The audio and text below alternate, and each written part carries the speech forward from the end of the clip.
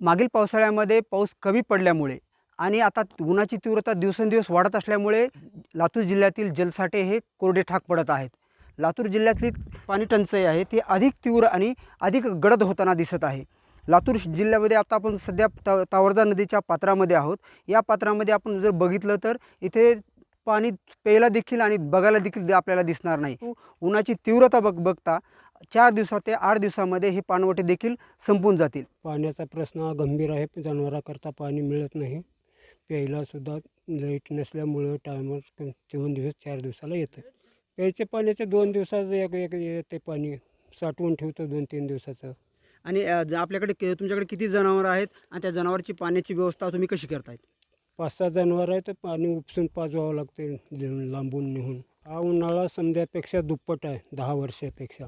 एवढा तीव्रता उन्हाची. तर पाणी आहे तर समजा आहे.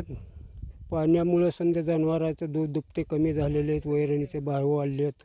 हे आता निसर्ग आपण बोलल्यामुळं काही टायमावर पडत नाही. पडला तर काय सक्सेस पुन्हा वड देते. पिकं भरपूर येत नाहीत. पावसाचा निसर्गावर आहे. कुंकड पडतो कुंकड नाही. एका बाजूला पडलं की चौकड पडलं असं वार्ता होती. ती काय करणार मग समजा विकून बसायची पाळी. एवढे पाणी नसल्यावर काय करणार?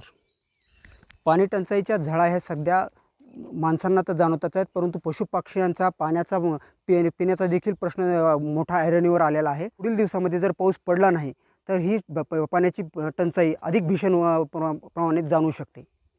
अरुण हंडे, लातूर.